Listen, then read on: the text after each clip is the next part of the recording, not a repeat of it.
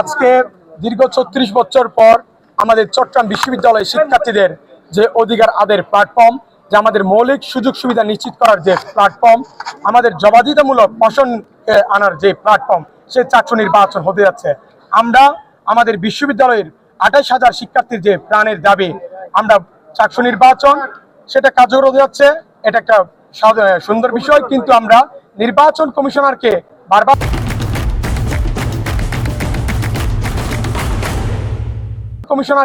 বারবার জানিয়েছিলাম যে সুষ্ঠু, গ্রহণযোগ্য এবং শান্তিপূর্ণ নির্বাচনের জন্য যারা কার্যকর ব্যবস্থা গ্রহণ করে।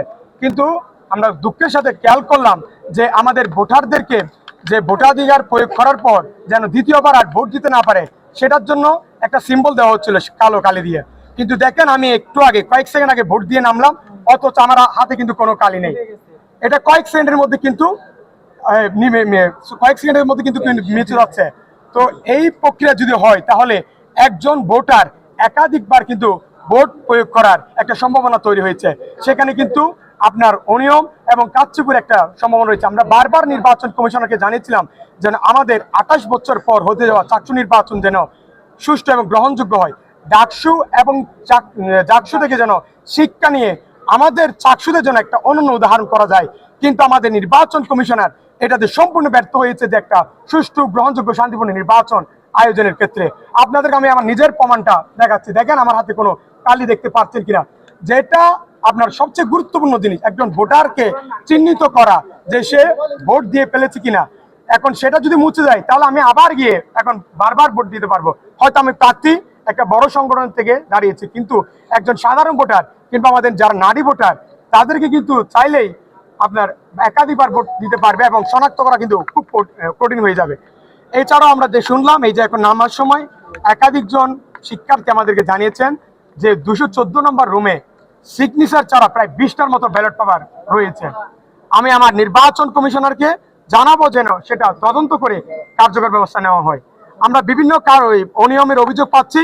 আমি আমার নির্বাচন কমিশনারকে অভিযোগ আছে আমাদের যে দ্রুত গতিতে আপনারা ব্যবস্থা নিন, একটা সুষ্ঠু, গ্রহণযোগ্য, শান্তিপূর্ণ নির্বাচন কিন্তু আয়োজন করুন, না হলে আপনারা ইতিহাসের কিন্তু দায়ী হয়ে থাকবেন।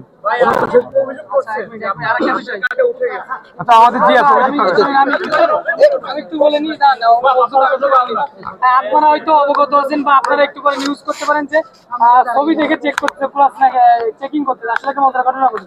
আমি যখন এই যে মাত্র ভোট দিয়ে আসলাম, চেকিংটা যখন করতেছে, আমি যখন আমার ভোটার নাম্বারটা বললাম, তখন একটা টিক দিছে। আমি বললাম কি যে আমি ছাত্রদলের জিএস ক্যান্ডিডেট। তখন উনি আমার আইডি কার্ড বলছে, ভাই আইডি কার্ডটা, তখন উনি আমার ছবির সাথে মিলাচ্ছে।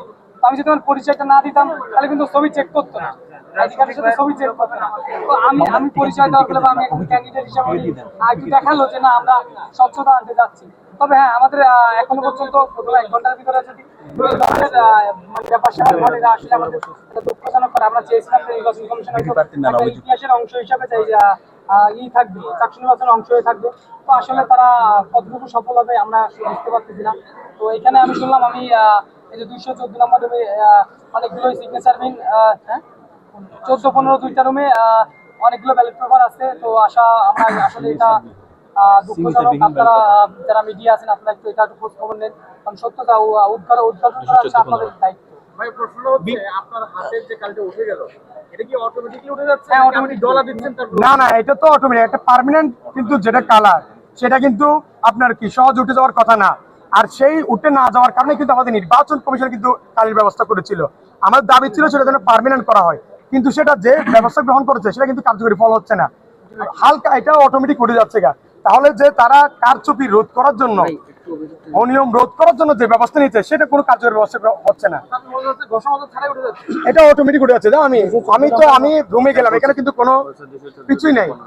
এটা শুধু আমার না, অভিযোগ না। আমি যখন ঢুকলাম তখন কিন্তু কয়েকটা ফ্যাকাল্টি আমি ঢুকেছি, বিভিন্ন ফ্যাকাল্টি থেকে কিন্তু ভোটার আমাদেরকে অভিযোগ জানাচ্ছে যে ভাই, আমাদের যে কালি দেওয়া হচ্ছে সেটা কিন্তু নিমিষে কিন্তু উঠে যাচ্ছে, হ্যাঁ, কয়েক সেকেন্ডের মধ্যেই। তাহলে কিন্তু একটা সুষ্ঠু, গ্রহণযোগ্য নির্বাচন সম্ভব নয়। আর যদি ছবির কথা বলা হয়, দেখেন আমি যে ভোটার, আমি যে ছবি দিয়েছি, আমার সেই ছবিতে কিন্তু আমার দাড়ি নেই, এখন কিন্তু আমার এখানে দাড়ি রয়েছে। তাহলে ওরা কিভাবে, ছবির সাথে কিন্তু বাস্তবিক মানুষের কিন্তু অনেক পার্থক্য থাকে। যেই প্রক্রিয়া কিন্তু ওরা ছবির সাথে কিন্তু মিলাবে, এটা কিন্তু ২৮,০০০ শিক্ষার্থীকে সঠিক প্রক্রিয়া কিন্তু মিলানো সম্ভব নয়। যেমন আমি যদি এখন আপনি আমার ছবিটা দেখে আসেন ভোটারে, সেখানে কিন্তু কোনো দাড়ি দেখবেন না, তাহলে আমার এখন দাড়ি রয়েছে। তো একজন মানুষের সাথে, বাস্তবিক মানুষের সাথে এবং ছবির সাথে কিন্তু অনেকগুলো পার্থক্য রয়েছে। আর সঠিক প্রক্রিয়া কিন্তু যাচাই বাছাই করে 28,000 শিক্ষার্থীকে একদিনে নির্বাচনও কিন্তু কখনো সম্ভব নয়। তো আমি যে অভিযোগগুলো উঠে এসেছে, আমি আমাদের নির্বাচন কমিশনকে আহ্বান জানাবো এই মুহূর্ত থেকে যেন কার্যকর ব্যবস্থা গ্রহণ করে। আমরা অভিযোগ নিয়ে নির্বাচন কমিশনের কাছে যাব। আমরা কিছুক্ষণের মধ্যেই স্বাক্ষর জাল করতে পারে। আমরা ডাকসুতে দেখেছি যে একজন মেয়ে অভিযোগ দিয়েছে যে তার ভোট এর আগে কিন্তু দিয়ে ফেলা হয়েছে। আমরা অনেকগুলো ঘটনা দেখেছি কিন্তু ডাকসু নির্বাচনে। আমাদের নির্বাচন কমিশনার আমাদেরকে আশ্বস্ত করেছিল ডাকসু এবং জাকসুতে যে অনিয়ম হয়েছে, যে প্রশ্ন উঠেছে, যে বিতর্ক হয়েছে, চাকসু নির্বাচনকে সকল কিছু বিতর্কের ঊর্ধ্বে রেখে তারা একটা সুষ্ঠু গ্রহণযোগ্য নির্বাচন উপহার দিবে।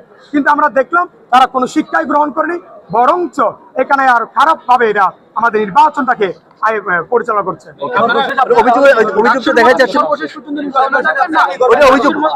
আমরা যেসব অভিযোগগুলো আমরা শেষ পর্যন্ত নির্বাচনে থাকবেন কিনা সেটা থাকবো। আমরা নির্বাচন বর্জন করার জন্য আসিনি, আমরা কিন্তু শিক্ষার্থীদের হয়ে কাজ করার জন্য এসেছি। আমরা মনে করি যে চাকসুর মাধ্যমে যদি আমরা জয়ী হতে পারি, আমাদের শিক্ষার্থীদের পাশে আরো বেশি করে তাকানো যাবে। তবে জয় পরাজয় যেটাই হোক, আমরা মন স্থির করে বাসা থেকে এখানে ভোট কেন্দ্রে এসেছি, কিন্তু জয় পরাজয় যেটাই হোক আমরা আমাদের শিক্ষার্থীদের কল্যাণে শিক্ষার জন্য কাজ করে যাব। কিন্তু যেই প্রক্রিয়ায় কিন্তু ভোট গ্রহণ করা হচ্ছে, বিভিন্ন অভিযোগ এসেছে, সেই প্রক্রিয়ায় কিন্তু আমাদের শিক্ষার্থীদের যে তাদের ভোটাধিকার সেটা কিন্তু স্বচ্ছভাবে কিন্তু নিশ্চিত করা হচ্ছে না। এখানে কিন্তু যে আমরা অভিযোগগুলো উঠে এসেছে শিক্ষার্থীর মধ্যে থেকে, তাহলে যেখানে শিক্ষার্থীরা তাদের ভোটাধিকার সঠিকভাবে প্রয়োগ করতে পারছে না, যেখানে অনিয়ম হচ্ছে, যেখানে কারচুপির সম্ভাবনা তৈরি হয়েছে, তাহলে এই ফলাফলকে আসলে কতটুকু মেনে নেওয়া যায় সেটা আমরা এখন চিন্তা করছি।